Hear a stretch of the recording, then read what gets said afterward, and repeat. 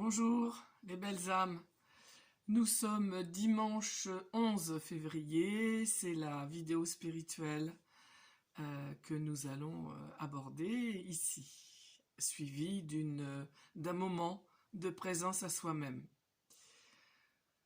Alors je vais vous parler des désirs. J'ai entamé une série de vidéos sur les besoins relationnels psychologiques fondamentaux, que je continuerai le mercredi prochain, sans doute, qui est vraiment un gros chantier, et donc où j'ai précisé que les besoins sont vraiment indispensables à combler. Il y a des besoins vitaux, il y a des besoins physiques, des besoins, on va dire, émotionnels, des besoins psychologiques, des besoins spirituels, il y a des besoins que l'être humain a vraiment nécessité à combler. Et ils sont tellement importants, ces besoins-là, que on va pouvoir constater, lorsqu'on fait une exploration de soi, eh bien on va pouvoir constater que ces besoins-là, souvent, pour ne pas généraliser, souvent ne sont pas comblés. Et on va constater qu'il peut arriver, je peux prendre des objets, il peut arriver qu'un désir cache un besoin. Ça peut arriver. Donc nous sommes, comment dire, concernés par le désir. Nous ne pensons qu'au désir. En fait, derrière, ce que nous ne voyons pas, qui est dans notre inconscient, c'est qu'il y a un besoin. Et c'est pour ça qu'on va dire qu'il y a beaucoup de désirs. Alors, on va en énumérer, mais après, c'est à chacun à trouver les siens. Par exemple, le désir d'avoir des choses, de posséder des choses, d'avoir des belles choses, des choses, on va dire, de marque, les désirs de posséder une maison, ou de beaucoup voyager, ou le désir de réussir dans sa vie professionnelle, de gagner beaucoup d'argent, le désir d'avoir une compagne, un compagnon avec lequel la vie soit bonne et réussie et dure longtemps. Ce sont des désirs. Ce ne sont pas des besoins. Et là, on va parler des désirs pour le moment. Le sujet de cette vidéo, c'est de parler des désirs. Lorsque j'ai commencé un travail spirituel, avec, je vous l'ai déjà dit, des concepts auxquels j'essayais de coller, hein, le lâcher-prise, le oui à ce qui est, le pardon, la compassion, et que je n'y arrivais pas parce que j'avais un ego souffrant dont je me suis occupé pendant quelques années, avant que la spiritualité de mon être émane d'elle-même, sans que je la cherche, sans que je la fabrique. Eh bien, il y avait aussi la notion de désir.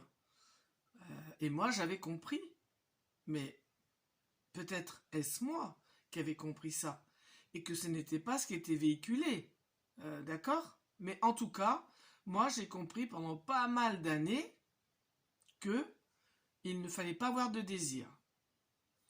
Et c'est vrai, ça allait avec le truc de l'ego, quoi. Puisque normalement, l'ego, il faut le tuer, il faut pas qu'il soit là. Eh bien oui, l'ego, c'est une entité désirante, on va dire. L'ego, il est fait de désir. Il est fait de volonté, d'être comblé par rapport à tout ce que j'ai envie d'avoir. Et de ne pas vouloir ce que je ne veux pas. C'est ça le propre de l'ego, normalement. Hein? C'est ce qu'on dit. Je veux ce que je veux, je ne veux pas ce que je ne veux pas. Et quand j'ai ce que je ne veux pas, eh ben ça va pas, je souffre. Et quand je n'ai pas ce que je veux, je souffre. Voilà, donc en fait c'est ça, cette contradiction de l'ego par rapport au désir. Et c'est vrai que pendant pas mal de temps, je me suis efforcé de ne pas avoir de désir. Et quand j'en avais un, je le comprimais. Parce que ça ne correspondait pas à ce que je croyais qu'il fallait être pour être un être spirituel. Donc je me suis pas mal perdue dans tout ça jusqu'à ce que je rencontre la méthode Esper et qu'enfin je m'occupe vraiment de l'ego qui était là. Et à partir de ce moment-là, bah, j'ai constaté que bah oui, j'ai des désirs. Et heureusement que j'ai des désirs. Parce que si j'ai pas de désir, bah, je ne suis rien. À quoi ça sert si j'ai pas de désir? Tant que j'ai des désirs, j'ai des désirs. S'il n'y en a pas, il n'y en a pas. Si je peux en être libre, tant mieux. Si je peux pas en être libre, j'en suis pas libre. Qu'est-ce que j'en fais de ces désirs? Donc, à partir du moment où j'ai des désirs, eh bien, je vais les réaliser. Ce qui serait moins bon, alors ça dépend des désirs, on est bien d'accord, hein, moi je parle des désirs, on va dire, normaux, sains, hein, je parle pas des choses, on va dire, mauvaises, négatives, perverses, ce n'est pas du tout mon propos. Donc, si je désire une paire de chaussures, ou un vêtement, ou des lunettes, qui sont chères, et que, raisonnablement, c'est possible de les acquérir, et que je vais être très contente de porter ces chaussures, ces lunettes, ou d'acheter cette maison, ou de partir en vacances, que ça ne me met pas en danger, je vais réfléchir à la réalisation de mes désirs. Ben oui, pourquoi je ne le ferai pas? Pourquoi je vais me frustrer? Il n'y a pas de raison de ça, puisque l'être humain, il est là pour être heureux. Nous sommes là pour être heureux, satisfaits, dans la paix, dans le bonheur, d'accord? Nous verrons après par la suite. Hein. Nous allons continuer à explorer les désirs. Donc dans l'absolu, bah oui, j'ai un désir. Quel est-il ce désir-là? Par exemple, en ce qui me concerne, j'ai voulu changer de maison parce que mon désir, c'était de jouer du piano sans déranger les voisins dans l'appartement. Donc ce désir-là, j'ai fait en sorte de le réaliser. Et il est réalisé puisque je suis dans cette maison depuis peu de temps et que je peux me lever à 3h du matin, 4h du matin, ou le matin, ou dans la journée, et je peux faire du piano, je ne dérange personne, et voilà, mon désir est réalisé.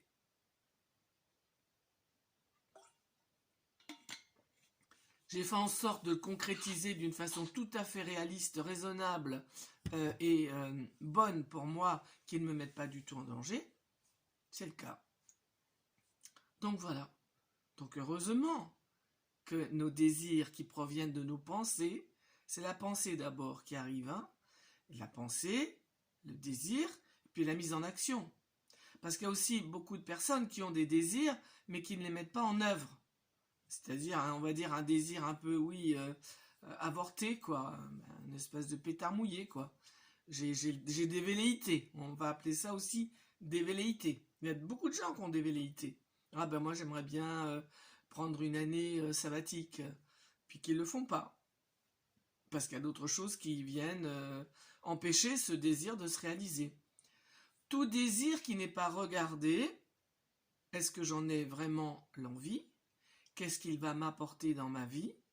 Mais ok, on ne va pas y passer des heures, hein. Là je vous propose quelques petites questions. Voilà, parce que ça se trouve, vous voyez, moi ça m'est déjà arrivé d'avoir des désirs, par exemple de vêtements, de choses comme ça, de sacs, et puis ben voilà, je m'interroge un petit peu, pas longtemps, hein, un petit peu en me disant bon, est-ce que j'en ai vraiment, oui, besoin ou pas? Est-ce que vraiment ça va me servir? Est-ce que si je l'avais pas, qu'est-ce que ça serait? Bon, ben si c'est pareil, ben, j'attends un jour ou deux, quoi, puis je me rends compte que finalement, c'est un désir qui n'est pas forcément, on va dire, présent dans ma vie. On va dire ça comme ça. C'est pas comme un besoin, hein. Ça n'a rien à voir. Et donc, bah oui, je vais ou surseoir ou l'enlever. Je préfère l'enlever, moi. Hein, je l'enlève. Et puis, il y a des désirs qui ne sont pas comblés. Et puis, il y a des désirs dépendants. Alors, un désir qui n'est pas comblé. Par exemple, ça aurait pu être mon cas par rapport à la maison. Je veux jouer du piano, c'est mon but principal, c'est mon désir, c'est pas un besoin, d'accord? Parce que j'ai 2 pianos, j'en ai un numérique, je peux régler le son, je peux mettre un casque, Je peux jouer du piano quand même, hein. Mais moi, mon désir, c'était jouer de mon piano acoustique, sans mettre de casque, voilà. C'était mon désir. Et il est réalisé. Mais il aurait pu ne pas être réalisé. J'aurais pu ne pas pouvoir acheter de maison. Le problème n'est pas d'avoir des désirs. C'est pas un problème d'avoir des désirs. Le but, c'est d'en être libre. Être libre des désirs. Qu'est-ce que ça veut dire? Ça veut dire que, bah ouais, j'ai des désirs. Si le désir se réalise, si je peux le concrétiser avec donc ma volonté, pas en attendant que le ciel me donne ça tout cuit dans le bec, hein, d'accord? C'est aussi moi qui vais faire en sorte de me mettre en action pour réaliser ce désir. Et donc, si ce désir peut être réalisé, ben oui, il est réalisé et je suis satisfait. S'il ne l'est pas, je suis satisfait aussi.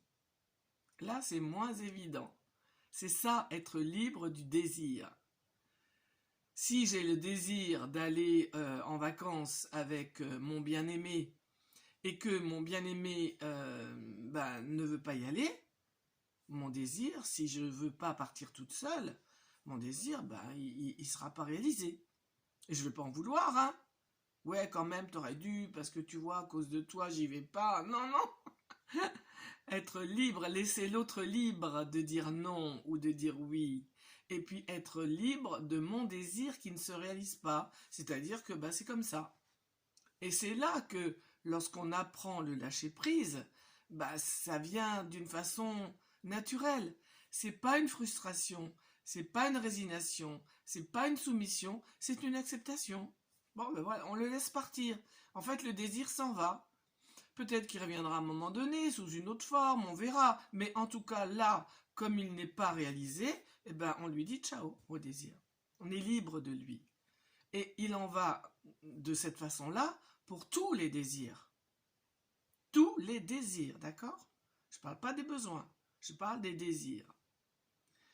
Et ensuite, il y a donc les désirs autonomes. C'est un désir que je peux réaliser seul. J'ai besoin de personne pour le réaliser. Donc, ce désir-là, il m'appartient de le concrétiser ou pas. Il m'appartient de le rendre réel ou pas. Et puis, il y a des désirs dépendants.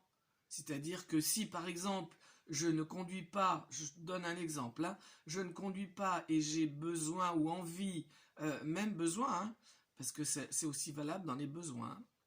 Si j'ai envie d'aller, on va dire, me promener, ou si j'ai besoin d'aller quelque part, eh bien, je vais demander à un voisin, à une voisine, si elle peut me rendre ce service. Donc, j'ai le désir que ce voisin me rende service, de m'emmener en voiture, mais je suis dépendant de lui. Si il me dit non, je ne peux pas, je suis occupé, eh bien voilà, je n'ai pas à lui en vouloir, parce qu'il ne peut pas, parce qu'il dit non, en fait, parce qu'il refuse, pour des raisons qui lui appartiennent. Il peut simplement ne pas avoir envie. Non, j'ai pas envie de bouger aujourd'hui, je suis bien chez moi, peu importe. Mais ce qui est important là, c'est que lorsque je suis dans un désir dépendant, je ne suis pas dans un désir autonome. Je dépends de quelqu'un pour réaliser ou pas mon désir. Là, c'est pas pareil. Et effectivement, je suis en demande, je demande, et là, j'accepte la réponse éventuellement négative de l'autre. Je ne peux pas faire autrement. Et là, j'accepte que mon désir ne soit pas réalisé. On est dans le même résultat, c'est-à-dire que lorsqu'un désir n'est pas réalisé, j'en suis libre. C'est facile à dire, hein, ça. C'est facile à dire. Tout est toujours facile. Et c'est vrai, c'est tellement cohérent. Tout est tellement cohérent. Mais c'est pas facile à faire. Parce que ça va demander, oui, un apprentissage. Enlever cette illusion que tout ce que je veux, je l'ai. Et ça, on l'a depuis l'enfance, hein, mais je reviendrai dessus. C'est un sujet, vous voyez, je l'aborde là, mais je reviendrai dessus. On a cette illusion que Jacques Salomé appelle l'illusion de la toute-puissance infantile, qui fait que nous, depuis qu'on est bébé, lorsqu'on est bien entouré, d'accord, hein, je parle toujours de cas normaux, pas de cas extrêmes, mais lorsqu'on a des parents qui vont bien, qui fonctionnent bien, quand on est bébé, tous nos besoins sont comblés. J'ai faim, j'ai envie qu'on me change, je suis sale.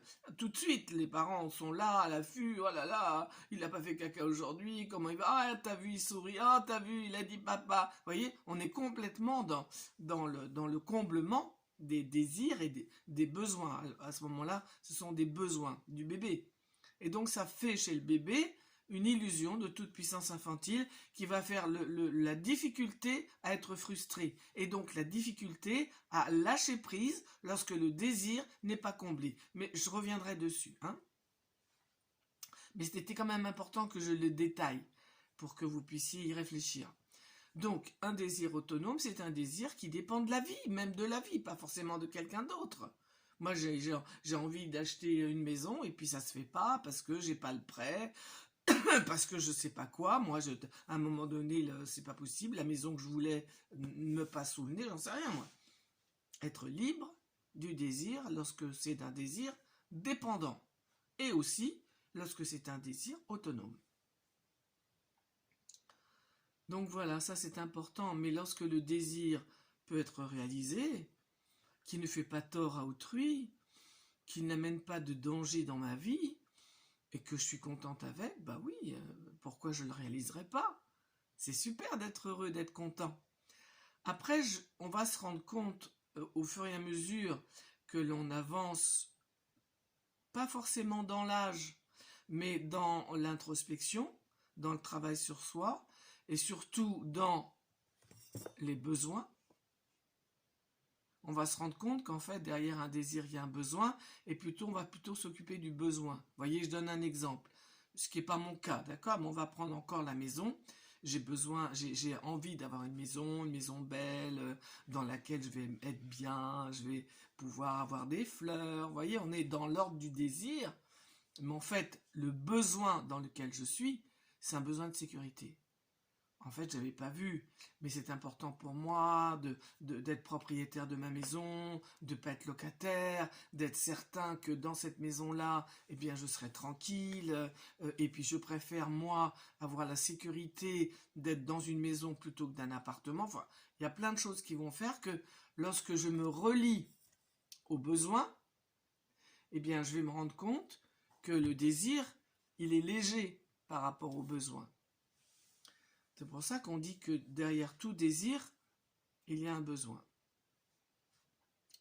Et lorsqu'on s'occupe du besoin, il y a beaucoup de désirs qui tombent. Il ne s'agit pas d'être frustré, jamais, mais lorsqu'il n'y a pas de désir, il n'y a pas de désir. Lorsqu'on est bien comme ça, sans désirer plus de vêtements, ou des vacances, ou un voyage, ou je ne sais pas quoi, bon, on ne va pas chercher des désirs qui ne sont pas là, qui ne viennent pas nous titiller, j'allais dire, oui, nous réveiller, quoi, puisqu'il n'y en a pas. Et c'est vrai que plus on va dans l'exploration spirituelle, dans la reliance, voilà, dans la reliance au divin, eh bien, beaucoup de choses vont lâcher. Beaucoup de choses vont lâcher. Vous savez, c'est comme un enfant qui, au départ, va jouer avec des Legos, et puis quand il va prendre de l'âge, les Legos vont plus l'intéresser. Il va être intéressé peut-être par d'autres jouets, par des livres. Et en fait, les Legos, il va même pas les regarder parce que c'est plus pour lui attrayant. Ça tombe, en fait. C'est ça. Les désirs tombent d'eux-mêmes. Et la satisfaction intérieure est beaucoup plus importante que la réalisation des désirs. C'est plus ça qu'on va dire dans le terme être libre des désirs. Vous voyez, c'est plus cette expérience-là de vécu, de ressenti. C'est-à-dire que il y en a pas parce qu'on a autre chose qui est tellement comblant. Cette reliance intérieure au divin que nous sommes est tellement comblante que oui, c'est bon quoi. C'est bon. Voilà. J'espère que j'ai été suffisamment clair par rapport à ça. On va prendre un tout petit temps, comme chaque dimanche, pour faire une présence à soi-même et pour se relier.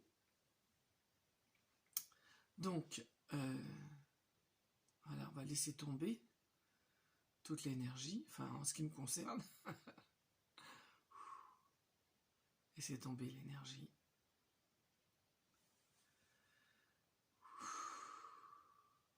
Et justement, ce que je vous propose, c'est que vous vous reliez, comme moi je vais le faire, à cette énergie, à ce divin qui est là partout, autour, puisque je ne suis plus là. Il n'y a que du autour. Il n'y a que de la conscience.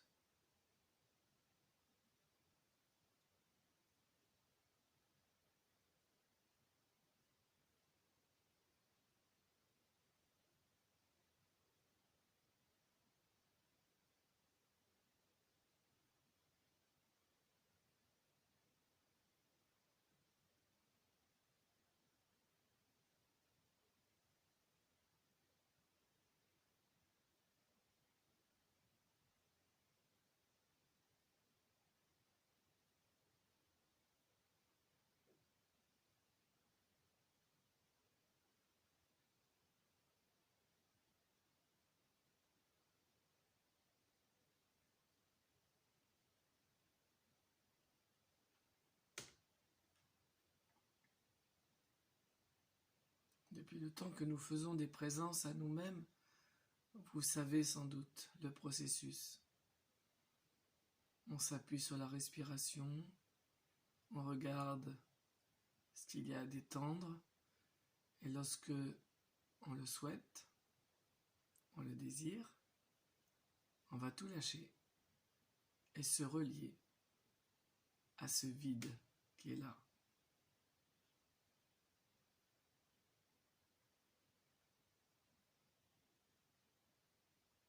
Et on va l'expérimenter, ce vide.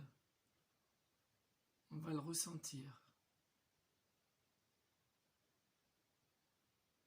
Comment il est? Est-ce que c'est bon?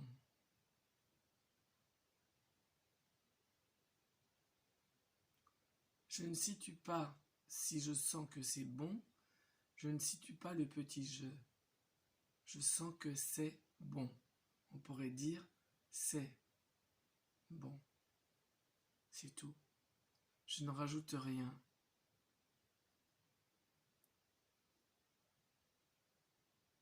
C'est.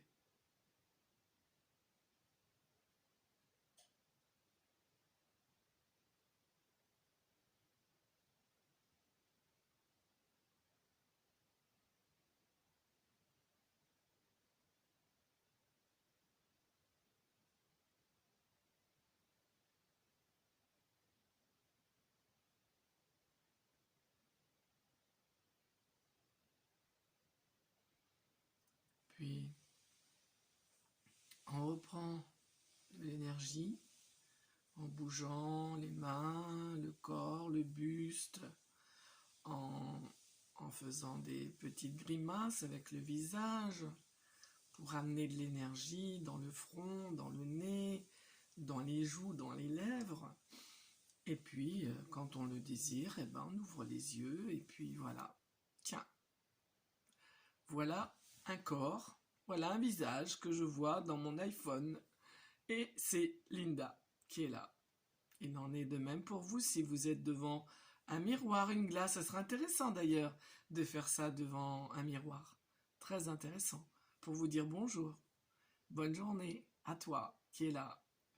Je vais faire en sorte de te permettre de réaliser des désirs ou d'en être libre.